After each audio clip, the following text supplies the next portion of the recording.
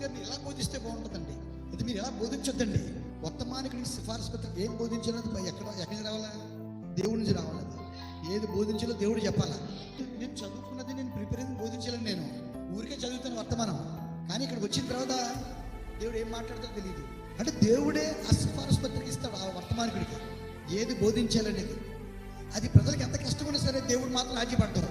కానీ ప్రజలు ఏం చేస్తారంటే పాస్టర్ గారికి ఎలా బోధించొద్దండి, మీరు ఇలా బోధించండి, అది అలా బోధించండి, ఇది చెప్పొద్దు, ఇది మాత్రం చెప్పండి అని. సిఫారసు పత్రిక మాకు అవసరమా? సిఫారసు ఎవరు చేయాలి? దేవుడు చేయాలి కదా. దేవుని సేవకుడికి సిఫారసు ఎవరు ఇవ్వాలి? దేవుడు ఇవ్వాలి. కానీ ప్రజలు ఇస్తారట. పౌలు గారి టైంలో కూడా అదే సమస్య ఉంది. ఆయన వర్తమానికుడు వెళ్ళింది. ఆయన ఎవరండి? మహాప్రవక్త. చూసారు, ఆయన ప్రవక్త అయినప్పుడు సంఘంలో ఉన్నవారు మీరు ఇలా చెప్పండి, అదే అలా చెప్పండి అని చెప్పేసి సలహా ఇచ్చి సిఫారసు చేసేవారండి.